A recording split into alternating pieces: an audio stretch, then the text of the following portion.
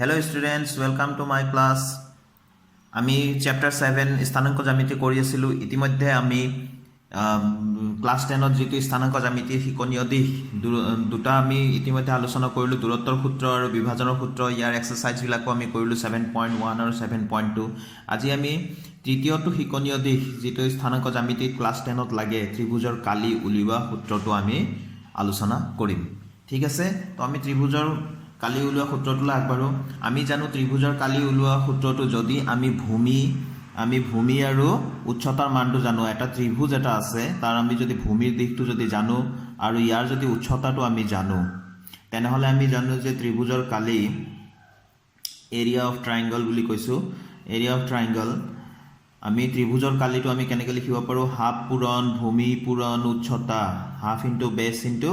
height নহয় জানো এটো আমি জানো ইতিমধ্যে এইবিলাক আমি সৰুৰ পাই পাই আহিছো তো আৰু এটা আছে কি যদি এটা ত্ৰিভুজৰ আমি ভূমি আৰু উচ্চতাটো না জানো কিন্তু ত্ৰিভুজটোৰ আমি জানো বাহুকেটাৰ মাপ যদি জানো ধৰি লৈছো এ বি সি এনেকৈ যদি আমি ত্ৰিভুজটোৰ বাহুকেটাৰ মাপ কেটা জানো তেনেহলে আমি হিৰণৰ সূত্ৰৰ পৰা আমি হিৰ'জ ফৰ্মুলা বুলি কয় হিৰণৰ সূত্ৰৰ পৰা আমি ত্ৰিভুজৰ কালি উলিয়াব পাৰো এৰিয়া অফ ট্ৰায়াঙ্গল ধৰি লৈছো এৰিয়া অফ ট্ৰায়াঙ্গল এনেকুৱা কৈ আমি সূত্ৰটো নিশ্চয় মনত আছে তোমালোকৰ √d ভিতৰত আমি কি লিখো s * s - a s - b s - c গোটেইটা into নহয় জানো s * s - a * s - b * s - c ইয়াতে a b c কেটা হল ত্ৰিভুজটোৰ তিনিটা বাহুৰ যোগ measurement of the three sides নহয় জানো আৰু s টো কি s টো হৈ গল আমাৰ ইয়াত আমি s টো হৈ গল s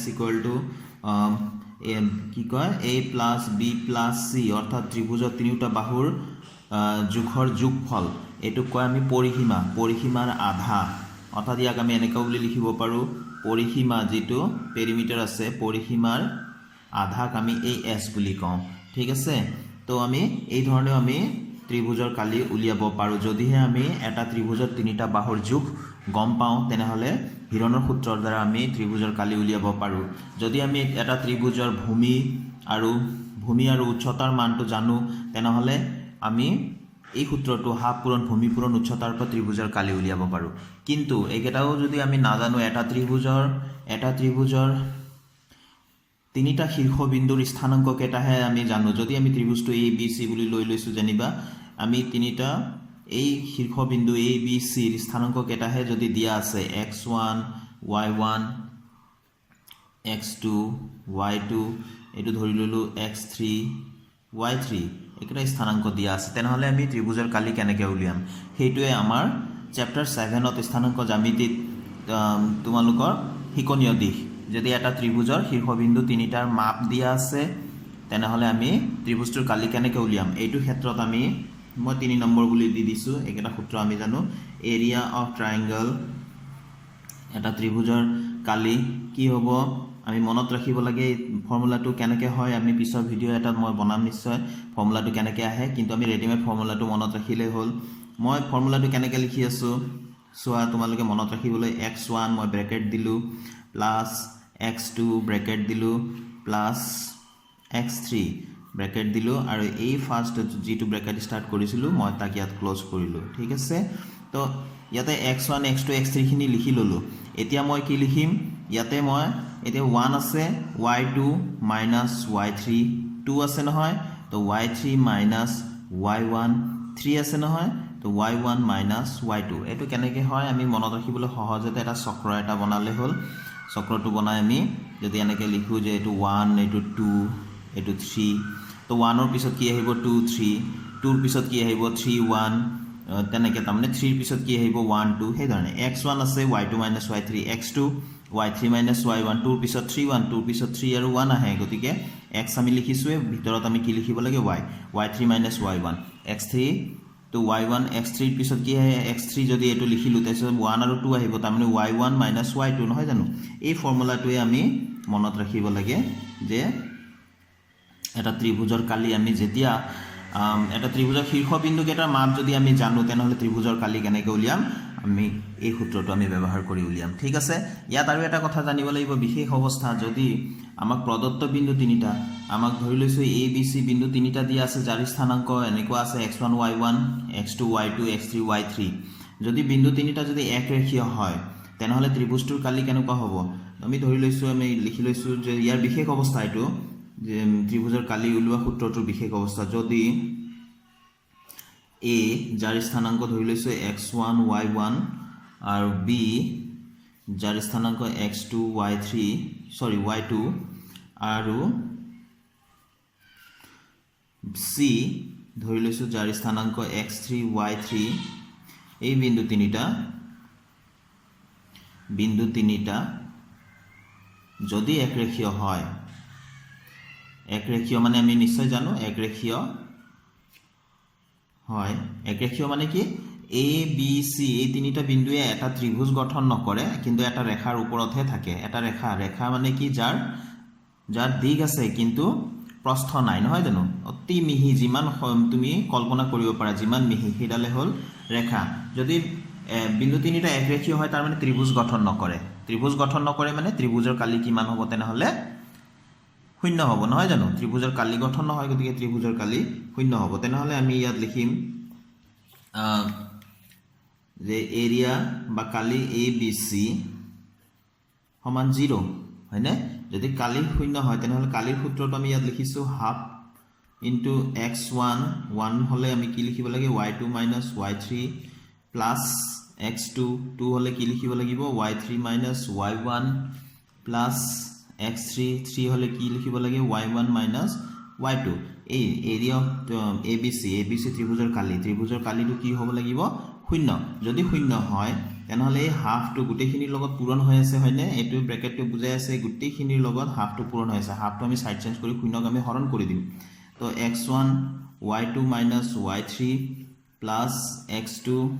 y3 - y1 plus x3 y1 - y2 এইখিনিও সমান কিমান হৈ যাব হাফটো যদি শূন্যৰ লগত হৰণ কৰি দিও শূন্যক যদি হাফেৰে হৰণ কৰা যায় শূন্যক যিকোনো সংখ্যাৰে হৰণ কৰিলে আমি শূন্যই পাওঁ তো যদি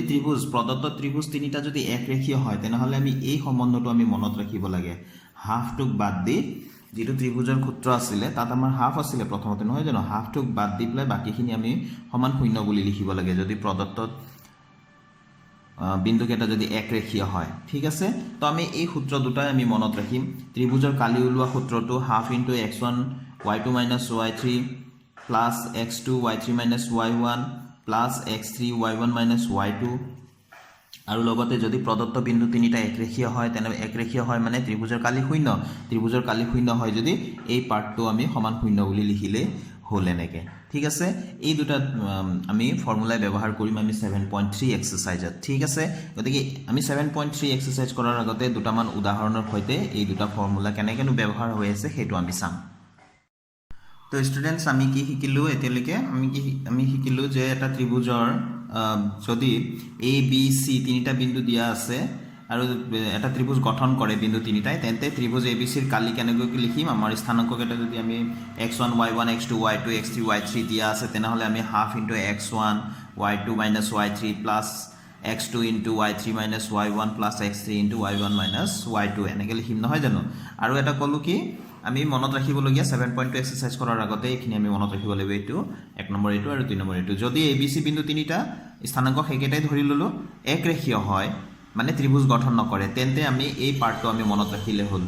এই যে হাফটো বাদ দি প্লাই বাকিখিনি পাৰ্ট তো মনত ৰাখিলে হল মানে সমান 0 দিব লাগিব কিন্তু যদি একৰেখীয় হয় এইখিনি পাৰ্ট ইকুৱেল টু 0 অৰ্থাৎ ত্ৰিভুজৰ কালি সমান শূন্য হয় ত্ৰিভুজৰ কালিত হাফ আছিল হাফটো আমি সকলোৰ লগত পূৰণ হৈ থাকে এই গুটেই পাৰ্টটো ভিতৰৰ পাৰ্টটোৰ লগত হাফটো পূৰণ হৈ আছে গতিকে হাফটো আমি 0 লগত হৰণ কৰিলে 0 পাম গতিকে এইখিনি মাত্ৰ সমান 0 এইখিনি আমি মনত ৰাখিলে হল ঠিক আছে তো এই দুটাৰ পৰা আমি এপ্লিকেশন কেটা আমি চাও এটা প্ৰশ্ন এটা লৈ লৈছো ইয়াতে যদি এটা ত্ৰিভুজৰ শীৰ্ষবিন্দু কেটা এনেকুৱাকৈ দিয়া আছে প্ৰথম স্থানাংক এইটো আমাৰ দ্বিতীয় স্থানাংক এইখিনি আমাৰ তৃতীয় বিন্দুটোৰ স্থানাংক তেন্তে ত্ৰিভুজটোৰ কালি নিৰ্ণয় কৰিব লাগে আমি ইয়াত x1 y1 x2 y2 x3 y3 আমি ধুনিয়াকৈ টুকি লম কি আছে প্ৰথম বিন্দুটোৰ পৰা x1 y1 পাম 1 - 1 দিয়া আছে হয়নে দ্বিতীয় বিন্দুটোৰ পৰা x2 y2 পাম -4 আৰু 6 দিয়া আছে আৰু তৃতীয় বিন্দুটোৰ পৰা x3 y3 পাম -3 আৰু -5 আছে এতিয়া ত্ৰিভুজটোৰ কালি এটাকে ত্ৰিভুজটোৰ কালি বুলি ফৰ্মুলাটো এবাৰ লিখি লম ঠিক আছে ত্ৰিভুজটোৰ কালি বুলি ফৰ্মুলাটো আমি লিখি ললো লিখাৰ পিছত আমি মানকেটা আমি পাতি দিম হাফ ইনটু x1 মানে 1 আছে y2 মানে কি আছে 6 আছে 6 মাইনাস y3 মানে কি আছে -5 তো ব্র্যাকেট এটা ইউজ কৰিব লাগিব ইয়াতে তো এইটো আমি সেকেন্ড ব্র্যাকেট বনাই দিলো প্লাস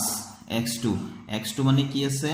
-4 আছে তো এই ব্র্যাকেট এটা দিব লাগিব কাৰণ প্লাস মুখত আছে তো y3 মানে কিমান আছে -5 আছে